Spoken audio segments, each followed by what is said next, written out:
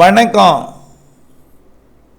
September மற்றும் October முன் 15 தேதிகள், அதாவது செப்டம்பர் அக்டோபர் மழை வானிலை எப்படி, உங்கள் ஊருக்கு மழை எப்படி, வானிலை அமைப்பு எப்படி? அதிகாரப்பூர்வ வானிலை அறிக்கைக்கு இந்திய வானிலை ஆராய்ச்சித்துறை அறிக்கையை பார்க்கவும். 2025 ஆகஸ்ட் 17 ஞாயிற்றுக்கிழமை அதிகாலை நிலவர வானிலை பதிவு. ஆகஸ்ட் மாதம் 31ஆம் தேதி வரைக்கும் அறிவிக்கப்பட்டிருக்கு. செப்டம்பர் எப்படி இருக்குன்னு பார்த்தீங்கன்னா, செப்டம்பர் முதல் வாரமும் காற்று கொஞ்சம் திசை மாறி இருக்கும் வட மாநிலங்கள் நோக்கி. ஆக செப்டம்பர் 7ஆம் தேதி வரைக்கும் தென்மேற்கு பருவமழை தீவிரம் குறைந்திருக்கும். இந்த மாத இறுதி நாட்களில், அதாவது ஆகஸ்ட் 31க்கு பிறகும் ஒரு 7 நாட்களுக்கு தென்மேற்கு பருவமழை வட மாநிலங்களில் கொஞ்சம் வலுத்திருக்கும். இதன் காரணமாக கேரளா வழியாக நுழையக்கூடிய தென்மேற்கு பருவக்காற்று செப்டம்பர் 1 முதல் 7ஆம் தேதி வரைக்கும் கொஞ்சம் தீவிரம் குறைந்திருக்கும் என்பதனால, நுழைவது என்பது ஈரப்பதம் என்பது குறைந்திருக்கும் என்பதனால தமிழ்நாட்டிலே வங்கக்கடலோரம், வடகடலோரம், வடவுள் மாவட்ட பகுதிகள், டெல்டா ஆங்காங்கே வெப்பசலன இடிமழை பிடிவும் ஒரு வளிமண்டல சுழற்சி இலங்கை அருகே உருவாவதற்கு சாதகமும் தெரிகிறது. ஏற்கனவே நான் அதை சொல்லியிருக்கிறோம், நீண்டகால அறிக்கையிலேயே சொல்லியிருக்கிறோம். செப்டம்பர் மாதம் முதல் வாரத்தில் காற்று சுழற்சிக்கு சாதகம், இது வெப்பச்சலன இடிமழை பிடிவுடன் காற்று சுழற்சியுடன் இணைந்து கொடுக்கும்னு சொல்லியிருக்கிறோம். இதனால் தென்மேற்கு பருவமழை முதல் வாரத்தில் கொஞ்சம் தீவிரம் குறைவாக இருக்கும். தமிழ்நாட்டிலே ஆங்காங்கே பெரும்பாலும் வட உள் மாவட்டங்கள், வடகடலோர பகுதிகள் மற்றும் டெல்டா பகுதிகளில் ஆங்காங்கே மழை இருக்கும். சரி, செப்டம்பர் 8ஆம் தேதியிலிருந்து தீவிரமடைய போகிறது தென்மேற்கு பருவமழை. தென் மாநிலங்கள் முழுவதும், தமிழ்நாடு உட்பட. என்ன ஆகும்னு பார்த்தீங்கன்னா, வலிமை பெற்று கொண்டிருக்கூடிய கடல் நீரோட்டம், தெற்கு நோக்கி வந்த காற்று, சூரியனின் குத்துக்கதிர், வெப்பமடைய போகிற கடல். ஏற்கனவே 30 டிகிரி இருக்குதுல, 31 ஆகும், 29, 30 ஆகும். வெப்பமடைய போகிறது கடல். நீரோட்டம் நாளுக்கு நாள் மிக வேகமாக தீவிரமடையுது. வெப்பத்தை கடத்தி கொண்டு வந்து வங்கக்கடலில் ஏற்றுகிறது. நிலநடுக்கோட்டு இந்திய பெருங்கடல், அரபிக்கடலுக்கு தெற்கு பகுதியில் இருக்கக்கூடிய வெப்பத்தை வங்கக்கடலில் கொண்டு வந்து ஏற்றுகிறது. இப்போ நேற்றைக்கு வரைக்கும் இலங்கைக்கு தெற்கு புறம்தான் அதிகமான வலுவான நீரோட்டங்கள் இருந்துச்சு. இப்போ அந்தமான் பகுதி வரைக்கும் வெப்பத்தை ஏற்றுது. இப்போ இதிலேருந்து என்ன தெரியுது? நிகழ்வுகள் உருவாக்கம் சாதகம். தென்மேற்கு பருவமழையோட இறுதி கட்டத்திலேயே பொறுத்திருந்து பாருங்கள், தெரியும். செப்டம்பர் 8 வலுவான நிகழ்வுகள் ஆந்திர பிரதேசம், தெலுங்கானா வழியாக மகாராஷ்டிரா, கோவா வழியாக அரபிக்கடல் நோக்கி பயணிக்கும். அதோட தொடக்கமாகத்தான் வளிமண்டல சுழற்சி செப்டம்பர் முதல் வாரத்தில் உருவாக போகுது. அதனால் கடலோர மாவட்டங்களில் காற்று சுழற்சி மழை செப்டம்பர் முதல் வாரத்தில் இருக்கும்.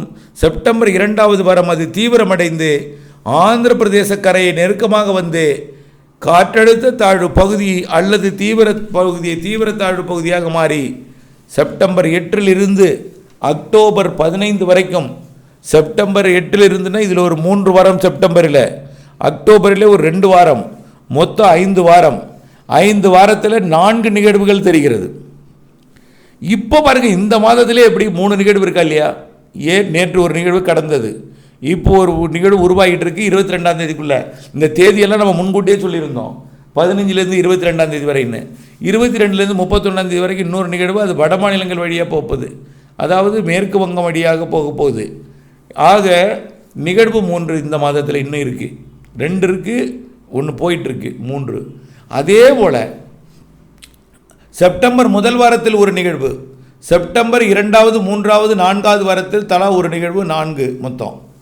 அடுத்தபடி அக்டோபரில் ஒரு 2, மொத்தம் சேர்த்து ஒரு 3 குறையாத 4-5 நிகழ்வுகள் இருக்குது அந்த செப்டம்பர் அக்டோபரில். இதில் ஒரு நிகழ்வு ஸ்ட்ராங், ஒரு புயலாக கூட இருக்கலாம். எப்பொழுதுமே தென்மேற்கு பருவமழை நிறைவடையும் பொழுது ஒரு புயல் உருவாகும். ஒரு மண்டலம் வாய்ப்பு இருக்குது, உறுதியாக ஆழ்ந்த மண்டலம் வாய்ப்பு இருக்குது. ஒரு புயல் இல்லைனா கூட ஒரு ஆழ்ந்த இந்த தாழ்வு மண்டலம், 2 தாழ்வு பகுதிகளுக்கு வாய்ப்பு இருக்குது. அது இல்லாமல் ஒரு சாதாரண ஒரு தாழ்வு நிலை எல்லாம் இருக்குது. இவையெல்லாம் நிறைய மழை பொழிவை செப்டம்பர் 8 அக்டோபர் 15 வரை கொடுக்க போகிறது. தென்மேற்கு பருவமழை பின்வாங்கி கொண்டு வந்து தென் மாநிலங்களிலே தீவிரமடைந்திருக்கும். அக்டோபரில் தென்மேற்கு பருவமழை கேரளா கர்நாடகாவிலே செப்டம்பர் 8 அக்டோபர் 14 வரை தீவிரமாக இருக்கும். அணைகளை நிரப்பும், நிரம்பாத அணைகளை நிரப்பும், நிரம்பி இருக்கக்கூடிய அணைகளை உபரிநீர் திறக்கும் அளவிற்கு தண்ணீர் வரத்தை கொடுக்கும். கண்டிப்பாக ஆந்திர பிரதேசத்தில் நிகழ்வு அமைந்தாலே அது கன்னியாகுமரி முதல் நீலகிரி வரைக்கும் கூடுதல் மழை பிடிப்பை கொடுக்கும். இது தெலுங்கானா வழியாக மகாராஷ்டிரா போனாலே அது கொஞ்சம் தமிழ்நாட்டுக்கு மழைப்பிடிப்பு விலகாத அளவிற்கு நீலகிரி முதல் கன்னியாகுமரி வரை முதல்ல மழை கொடுக்கும். பிறகு தேனி முதல் கன்னியாகுமரி, தேனி முதல் நீலகிரி வரைக்கும், பிறகு வால்பாறை முதல் நீலகிரி வரைக்கும், இறுதியில் வால்பாறை நீலகிரி இடைப்பட்ட வகையில் மழை இருந்துகிட்டே இருக்கும். அது செப்டம்பர் 8 அடுத்தடுத்த நிகழ்வுகள் இடையில் மழையோட தீவிரம் ஏற்ற இறக்கத்துடன் இருக்கும். தமிழ்நாட்டிலும் வளிமண்டல சுழற்சி இணைப்பு சுழற்சியை ஏற்படுத்தி கொண்டு இப்போ மேகமூட்டமாக இருக்கிறது போல் அப்போயும் மேகமூட்டமாக இருந்து மழைப்பிடிப்பை கொடுக்கும். வட உள் மாவட்டங்கள், வடகடலோர கர்நாடகா ஆந்திர எல்லையோரத்தில் நிறைய மழை காத்திருக்கு செப்டம்பர் அக்டோபரில். செப்டம்பர் மாதம் 30ஆம் தேதியோட தென்மேற்கு பருவமழையை முடிச்சிருவாங்க கணக்கை. ஆனால் கணக்கு தான் முடியும், ஆனால் மழை தொடரும். தென்மேற்கு பருவமழை அதற்கு பிறகு 15 நாள் தொடரும். அக்டோபர் 15ஆம் தேதி வரைக்கும் தென்மேற்கு பருவமழை தொடரும். அக்டோபர் 18ஆம் தேதி வடகிழக்கு பருவமழை தொடங்கும். ஆக இந்த ஆண்டு இறுதியில் தான் தென்மேற்கு பருவமழை தீவிரமடைய போகுது. செப்டம்பர் 8 இருந்து 15ஆம் தேதி வரைக்கும் ஒரு நிகழ்வு. அந்த நிகழ்வு செப்டம்பர் முதல் வாரத்தில் கொடுக்கக்கூடிய காற்று சுழற்சி தீவிரமடைஞ்சு தான் ஆந்திர பிரதேசம் அடைஞ்சு கொடுக்கும். அப்போது தமிழ்நாட்டுக்கு அருகிலே அடுத்தடுத்த காற்று சுழற்சிகள் உருவாவதற்கு வங்கக்கடலோட இலங்கை சுற்றுவட்டார கடற்பகுதி சாதகத்தை ஏற்படுத்தும். ஆந்திர பிரதேசம் ஒரு நிகழ்வு போனாலும் அடுத்த நிகழ்வு ஆயத்தமாயிடும். ஆக அக்டோபர் 15 வரை அடுத்தடுத்த காற்று சுழற்சிகள் உருவாகி போகும். ஆக தமிழ்நாட்டோட ஒரு மழை இணைப்பை பெற்றிருந்து கொண்டு மழைப்பொழிவை கொடுக்கும். தென் மாநிலங்கள் முழுவதும் மழை இருக்கும். குறிப்பாக ஒடிசா, சத்தீஸ்கர், ஆந்திர பிரதேசம், தெலுங்கானா, மகாராஷ்டிரா, கோவா, கர்நாடகா, தமிழ்நாடு, புதுச்சேரி, காரைக்கால் ஆகிய எல்லாமே நிறைய மழைப்பிடிப்பு செப்டம்பர் 8 அக்டோபர் 15 வரை இருக்குது. ஆக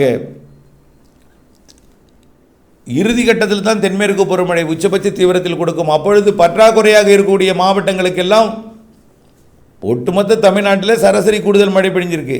சில மாவட்டங்களில் சராசரிக்கு மிகுதியாக இருக்குது. இன்னும் ஒரு 15 மாவட்டங்கள் சராசரி குறைவாக இருக்குது. மீதம் இருக்கக்கூடிய மாவட்டங்கள் கிட்டத்தட்ட 23 மாவட்டங்களுக்கு மேலே சராசரிக்கு அதிகமான மழை பொழிஞ்சிருக்கு. இந்த குறைவாக பெய்திருக்கக்கூடிய இந்த 15 மாவட்டமும் சராசரிக்கு கூடுதல் என்ற நிலையை செப்டம்பர் அக்டோபர் கொண்டு வந்து நிறுத்திவிடும். அணைகளை நிரப்பிவிடும் கண்டிப்பாக. அதற்கு பிறகு தான் உள்ளணைகளும் நிரப்பப் போகிறது. உள்ளணைகளும் நல்ல மழைப்பொழிவை தரும். சாத்தியாறு, அதே போல் திருவண்ணாமலை மாவட்டம் சாத்தனூர், கோமிகணை மற்றும் அனைத்து உள்ளணைகள், பழனியில் இருக்கக்கூடிய, திண்டுக்கல் இருக்கக்கூடிய, திருச்சியில் இருக்கக்கூடிய, கள்ளக்குறிச்சியில் இருக்கக்கூடிய, கிருஷ்ணகிரி, தருமபுரியில் இருக்கக்கூடிய எல்லா உள்ளணைகளையும் நிரப்பக்கூடிய மழைப்பொழிவு அக்டோபரில் இருக்குது.